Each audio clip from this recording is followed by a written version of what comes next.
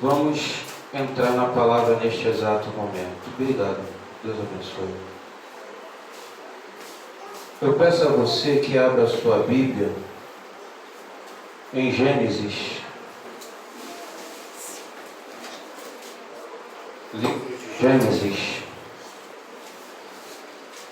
Capítulo de número 12. Versículo de número 2. Livro de Gênesis, capítulo de número 12, versículo de número 2. Enquanto os irmãos vão procurando, eu e minha esposa, nós somos da Igreja Metodista Wesleyana, aqui em Vieira Fazenda. Pastor-presidente Edson Paes e vice-presidente presbítero Luciano Moreira. Eu já estou ali há 21 anos. A igreja deve ter 54 anos. Eu fui para lá no ano de 2000. E ali trabalhamos em algumas frentes ministeriais, como o Ministério de Louvor, Escola Bíblica Dominical, pregando a palavra do Senhor também e cooperando com as demais igrejas que estão servindo a Deus nesse lugar. Se eu não me engano, 62 igrejas aqui no Jacarezinho. Todos acharam? Amém. Diz assim a palavra de Deus: e far-te-ei uma grande nação, e abençoar-te-ei, e engrandecerei o teu nome, e tu serás uma bênção. Vou repetir pela última vez. Gênesis capítulo 12, versículo 2, palavra de Deus a Abraão, ou Abrão. E far-te-ei uma grande nação, e abençoar-te-ei, e engrandecerei o teu nome, e tu serás uma bênção. Aleluia. Feche seus olhos. Aleluia, glória a Deus. Oremos. Pai Jesus, eu te louvo.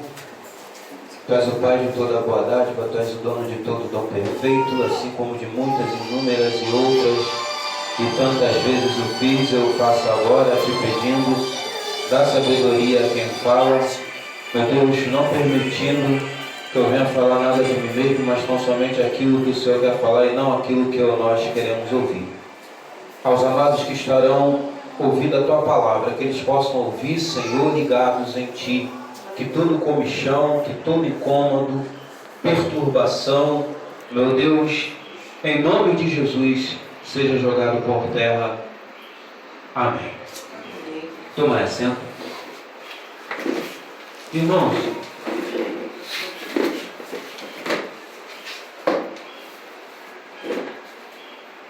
existem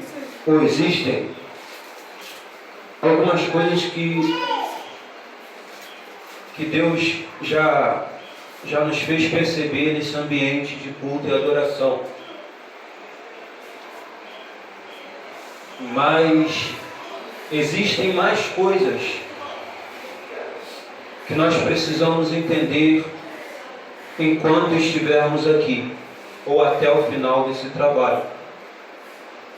Uma delas, você está participando de uma consagração. Todos estão me ouvindo? Amém. Meu jeito é isso aqui, tá? Essa calma aqui.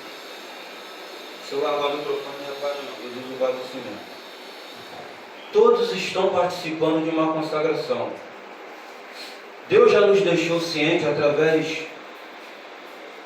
de tudo que foi realizado até aqui, de muita coisa que eu e você nós precisávamos ouvir, ou precisamos ouvir. Só que em todo tempo Deus está falando. E a gente precisa entender isso. Em todo tempo Deus está falando. Deus falou nos louvores, Deus falou no momento do quebrantamento da adoração, Deus falou através dos hinos da harpa, Deus falou e mostrou os seus mistérios, grandes revelações nas saudações que foram feitas e realizadas aqui, trazidas pelos nossos irmãos e irmãs. Só que, mesmo assim, quando esse trabalho acabar, Deus vai continuar falando. Você indo para casa, Deus vai continuar falando. Na desenvoltura e desenvolvimento desse dia, Deus vai continuar falando. Até o final desse trabalho, Deus vai continuar falando. E neste momento, Deus está falando. Aleluia. Enos, alguém pode perguntar isso? E se caso Deus fizer silêncio, Ele está falando? Sim. Porque o silêncio de Deus é uma resposta. Falta quem escute Deus quando Ele faz silêncio. Falta quem tem desejo, sede, fome de querer ouvir o silêncio de Deus. Porque até no silêncio Deus está falando. Falta quem escute. Aleluia. Então precisamos entender, existem mistérios, revelações, coisas aqui espirituais que precisa ficar mais claro. Porque a palavra de Deus, ela vem para nos trazer esclarecimento. Então você precisa entender que você está participando de uma consagração. E o que é uma consagração? É o ato ou a ação de se dedicar. É você dar a sua vida totalmente para se dedicar ao Senhor, para cometer a ação da dedicação a Deus. Isso aqui não é à toa, não é em vão. Você resolveu nesse dia de hoje se dedicar, dar uma dedicação exclusiva a Deus. O que é isso? Uma atenção a Deus. Eu vou parar tudo e vou lá, na rua São Manuel, número 12, na Igreja Monte dos Milagres, para passar algumas horas, ou as primeiras horas do meu dia, me dedicando, ou fazendo uma dedicação exclusiva a Deus. Eu vou dar uma atenção a Deus. Talvez você chegou aqui querendo que Deus dê uma atenção a você e o seu problema. Mas a consagração, ela inverte as coisas. Ela inverte. Você chegou aqui, Deus, esse problema, essa causa, essa circunstância, não dá, vai, não vai, não é. Aí Deus está falando assim, mas eu te trouxe aqui, não é por causa do teu problema. Eu tirei você da sua casa e trouxe você aqui para você se dedicar e se entregar de forma inteira, sem reservas, para mim, para a minha presença. Consagração também significa tornar sagrado. Agora entenda isso. O ato de se dedicar e de dar uma dedicação exclusiva a Deus é de mim e de você para Deus, é daqui para lá. Agora, tornar-se sagrado é de cima para baixo. O que é tornar sagrado? É se tornar puro. E você não tem poder, humanamente falando, para se tornar puro totalmente. Por quê? Porque quando nós falamos que o homem e a mulher está se tornando dentro de uma consagração puro para o Senhor, Ele e ela não vai ter o poder para fazer isso, mas a glória e o poder e a presença que vem de cima. Aleluia. É verdade. Porque o tornar sagrado não compete a você, mas compete ao Deus que você serve. Então o Deus que você serve vai tornar você sagrado, vai tornar você puro enquanto você estiver aqui. Aleluia. O que significa tornar sagrado? Tornar puro. Tornar puro é Deus tirando a impureza do Enos. Tornar puro é Deus aparando as pontas soltas. O que é isso? Aparando as arestas. Tornar puro é Deus tirando aquilo que está sobrando e acrescentando o que falta. É isso. Meu Deus. Mas isso aqui fica para outro dia. O tema da mensagem é este. Eu orei a Deus. Deus falou vários assuntos lá no acervo de mensagens que a gente tem, estudo. Meu Deus, eu preciso de uma mensagem para a consagração de quinta, que é o que é hoje. E Deus falou comigo: você vai pregar sobre o seguinte assunto: só vive a promessa quem obedece. Eu poderia já parar aqui, entregar o microfone e agradecer a oportunidade. Só vive a promessa quem obedece. Aleluia. Já é Deus falando aqui para você. Não precisava nem mais não entrar, mas eu vou entrar um pouquinho aqui. Só vive a promessa quem obedece. Para você ter uma maior compreensão dessa mensagem, assim como eu tive e estou tendo, você vai precisar, depois se você quiser me procura que eu passo para você. Você vai precisar ler o capítulo 5, 6, 7, 8, 9, 10, 11, 12 e o capítulo 17 do livro de Gênesis, para você entender o porquê que só vive a promessa quem obedece. Então na sua casa você vai ler a respeito disso. Amém? Irmãos, precisamos entender que a épica mudança que houve na vida de Abrão para Canaã, ela se inicia no capítulo 12 do livro de Gênesis. E isso acontece após Abraão receber uma ordem do Senhor para deixar a sua terra e a sua parentela e dirigir-se a uma outra terra nova, que ainda lhe seria mostrada por Deus. Mas, se você voltar lá no capítulo 11, no versículo 31 e 32 do livro de Gênesis, guarda isso, capítulo 11, versículo 31 e 32 do livro de Gênesis. Você vai ver, ou nós vemos, que essa peregrinação de Abrão aqui, começou com Terá, seu pai. E Terá, por motivação própria, decidiu mudar-se de Ur para Canaã. Ele, Terá, começou a peregrinação com alguns membros da sua casa, com alguns membros de sua família. Entretanto, quando Terá e alguns membros da sua casa, incluindo Abrão, chegam em Harã, Terá morreu. E Terá morreu com a idade de 205 anos.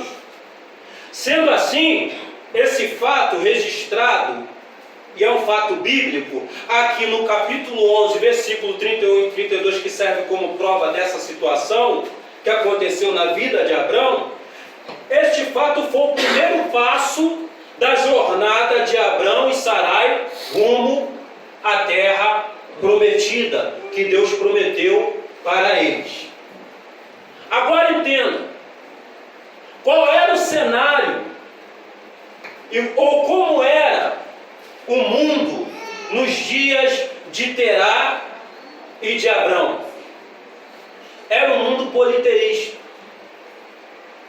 O mundo, a sociedade, quando fala mundo, nós estamos falando de sociedade, nós estamos falando de contemporâneos, pessoas que conviveram com Abrão e com seu pai Terá. Então, o mundo, a sociedade nos dias de Terá e nos dias de Abrão, era um mundo politeísta. O que é isso? Era um mundo que vivia no politeísmo, onde as pessoas cultuavam e adoravam a vários deuses. Agora, no capítulo 12 do livro de Gênesis, temos, o que você vai encontrar no capítulo 12? Temos, eu só destaquei aqui o versículo 2, mas em casa eu estudei o capítulo todo. No capítulo 12 do livro de Gênesis, nós temos o chamado e a missão de Abrão. Aqui no capítulo 12 do livro de Gênesis, vemos Deus se apresentando e falando pela primeira vez com Abrão. Deus chama Abrão e lhe faz promessas. Deus disse a Abrão: e far-te-ei uma grande nação, e abençoar-te-ei e engrandecerei o teu nome, e tu serás uma bênção. Agora precisamos entender essa fala de Deus para com Abraão. Por que eu insisto em dizer que precisamos entender a fala de Deus com Abraão?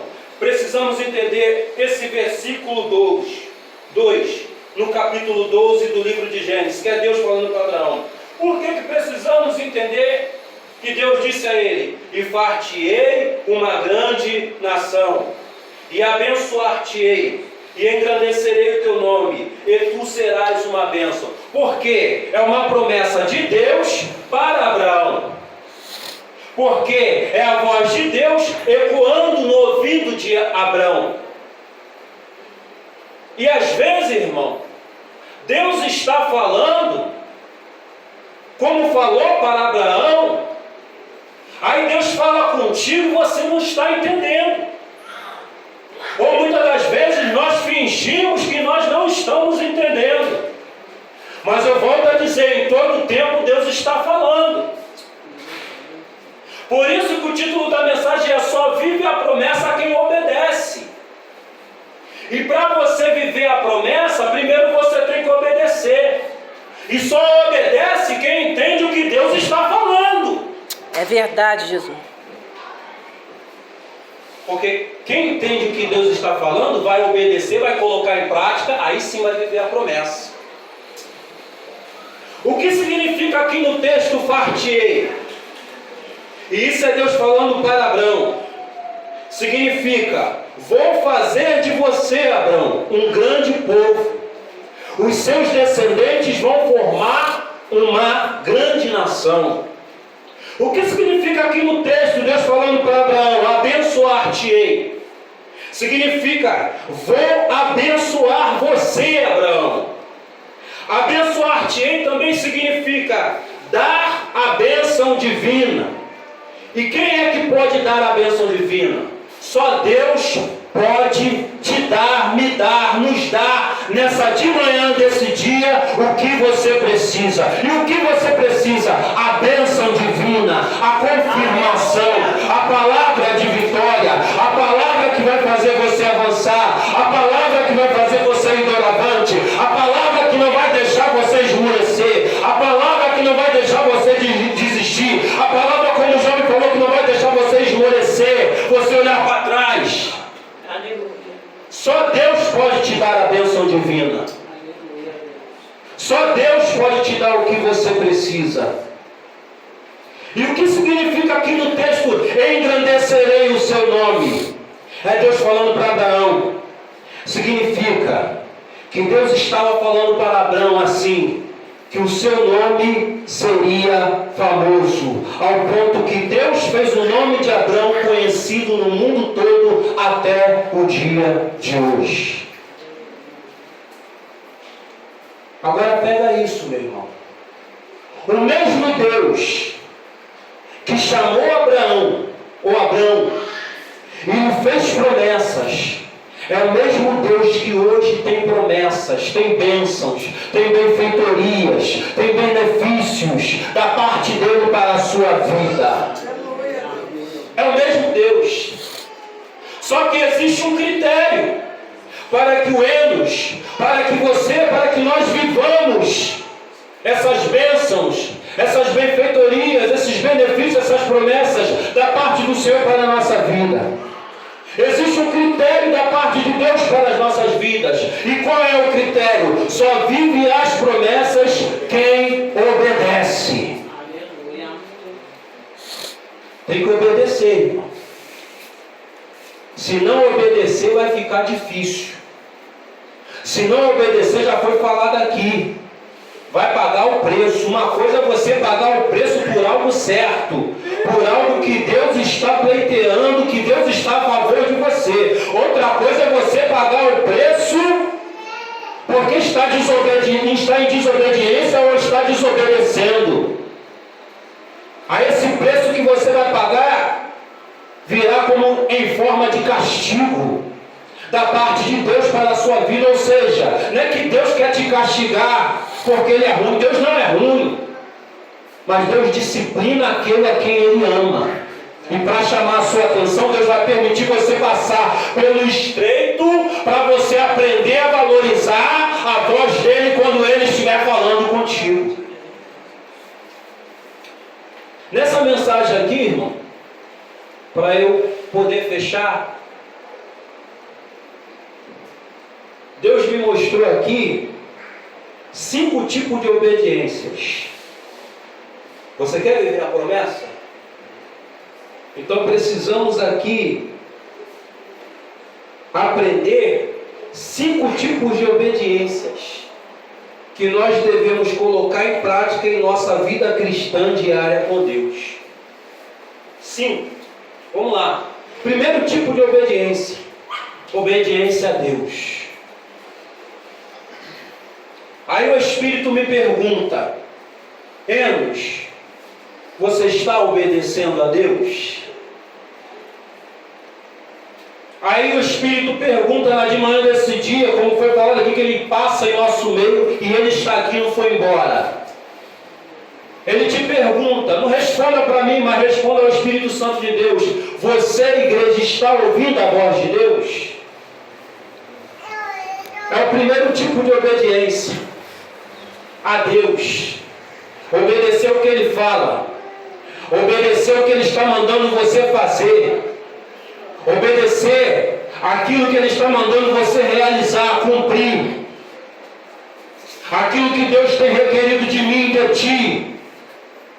Irmão, a coisa está tão séria que nós não estamos obedecendo a Deus nem quando Ele nos chama para buscar a face dEle. Lá na tua casa tem aquele cantinho de oração, na minha casa tem aquele cantinho de oração. O que é o cantinho de oração? Aquele lugar, aquele local preferido por mim e por você, que nós tiramos para fazer o nosso devocional, para fazer o nosso momento com Deus. Aí Deus passa lá, não vê mais eu e você, vê o cantinho vazio. Deus não vê mais eu e você buscando na escalada da madrugada. A coisa está tão séria que o anjo do Senhor vem e fala: levanta. A gente acha que é uma assombração. Ai, sangue de Jesus, ainda arrepiende, sangue de Jesus tem poder. E é o anjo do Senhor vindo. O camarada não está mais conhecendo a voz de Deus, não sabe mais discernir que é Deus falando com ele. Então o primeiro tipo de obediência é a obediência a Deus. Segundo tipo de obediência, obediência à palavra de Deus. Pois a palavra de Deus nos guia e nos orienta. É da palavra de Deus que recebemos as respostas para os questionamentos da vida, ou para as questões da vida. Aí você está cheio de questionamento.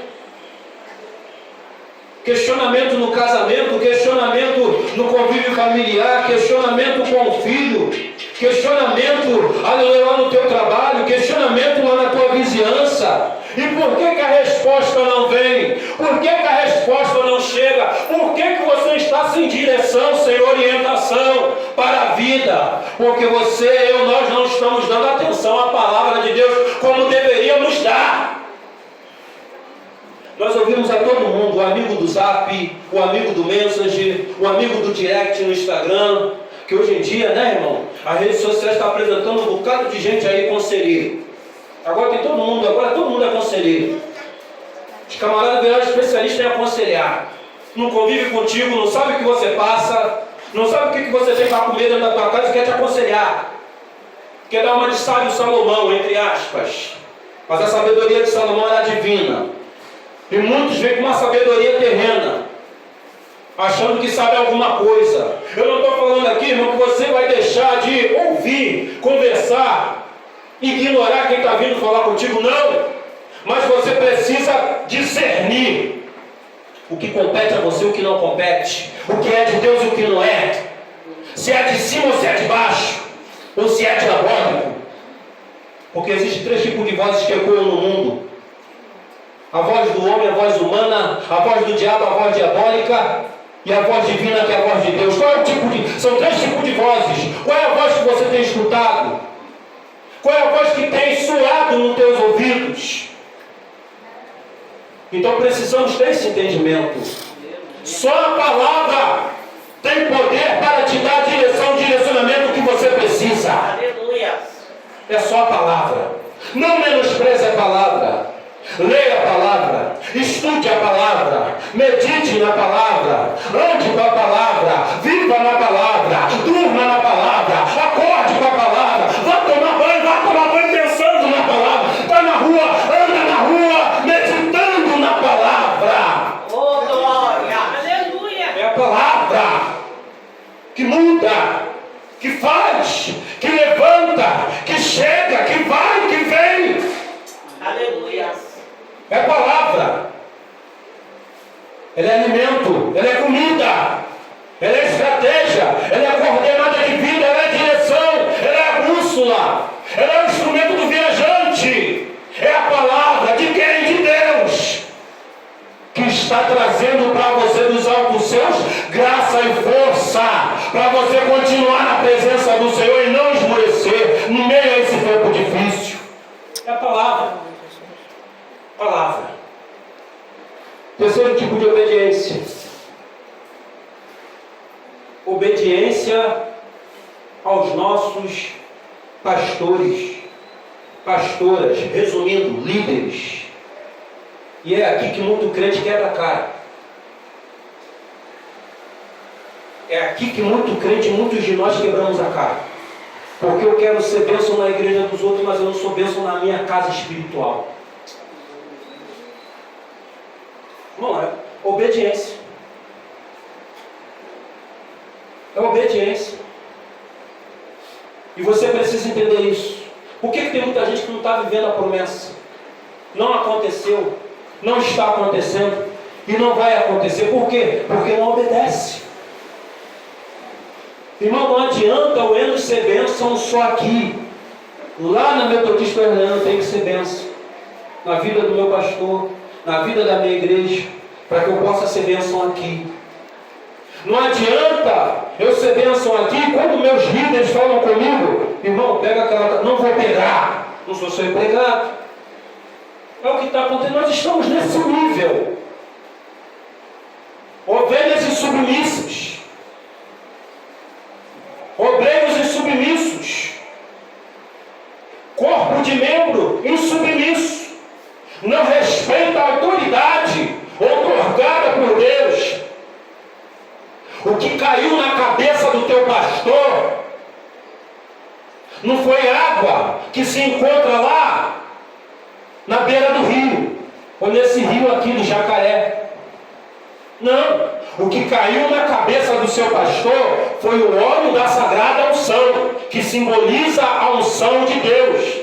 Porque a Bíblia vai me ensinar que quando o óleo cai na cabeça de Davi e Samuel está ungindo ele, quando o óleo bate aqui e começa a escorrer, é Deus dizendo através da unção: é ele que eu escolhi E qual é a prova que é ele? A prova é a unção que indica que ele foi escolhido, que ele foi apontado, separado para poder exercer, fazer, ser a pessoa que vai estar de frente da minha obra. Então respeite liderança. Respeite a liderança da sua igreja. Respeita a liderança daquela congregação ou de outra igreja. Porque às vezes também nós respeitamos os nossos pastores na nossa igreja e não respeitamos os pastores em liderança de outras igrejas. E não é por aí que a banda toca. A palavra de Deus vai nos dizer assim, irmão: sede obediente aos vossos líderes espirituais e submissos à autoridade que exercem, pois eles zelam por vós como quem deve prestar contas de seus atos, para quem ministrem com alegria e não murmurando. Porquanto desta maneira tal ministério não seria proveitoso para vós outros. Para que o ministério do seu pastor, do seu líder, seja proveitoso para você, você não pode entristecer ele. Você tem que respeitá-lo, que está tudo interligado. Se o seu pastor estiver feliz, você vai estar feliz. Se o seu pastor estiver triste, você vai estar triste, porque é um corpo só, não tem como. Se dói aqui no braço, a dor vai se espalhar no corpo todo. E essa palavra se encontra na Epístola aos Hebreus, capítulo 13, versículo 17. Quarto tipo de obediência. Isso aqui, irmão, é muito sério também. Quarto tipo de obediência envolve um assunto muito sério. E qual é o quarto tipo de obediência? É a esposa obedecendo ao seu marido. Está falando para os casais. Alô, você que é casado? Eu que sou casado? Guarda isso aqui. Quarto tipo de obediência. Quer viver a promessa? Ó, tem que passar por esse critério aqui. Qual? Quarto tipo de obediência. A esposa obedecendo ao seu marido. Aí para que o homem não fique muito cheio, né? A esposa tem que me obedecer. Aí Deus vai falar: e o marido, por sua vez, deve amar, respeitar e obedecer a sua esposa. Pois a Bíblia vai dizer assim, ó: esposa, obedeça ao seu marido como você obedece o Senhor. Pois o marido tem autoridade sobre a esposa, assim como Cristo tem autoridade sobre a igreja. E o próprio Cristo é o Salvador da igreja, que é o seu corpo. Portanto, assim como a igreja é obediente a Cristo, assim também a esposa deve obedecer em tudo ao seu marido. Agora é para o marido. Aí ele vai falar: bonitão, lindão, achou que só ia ter palavra para ela? Tem palavra para você também. Você que é marido, ame a sua esposa assim como Cristo amou a igreja e deu a sua vida por ela. Irmão, aqui está o tratamento que devemos ter com as nossas esposas e que as esposas devem ter com os seus esposos dentro de casa. Isso aqui é uma consagração, irmão. Consagração é isso aqui, é nesse nível. Ou você pensa que você vai chegar aqui, glória a Deus, aleluia, é muito bom, é bom, irmão. Mas Deus trata assim, face a face, tete a tete. O tratamento dentro de casa é esse: é amar, é respeitar, é cuidar, é zelar, para que a promessa possa chegar dentro do seu lar. Então nem a esposa pode obrigar o marido a fazer aquilo que ele não quer, e nem o marido pode obrigar a esposa a fazer aquilo que ela não quer.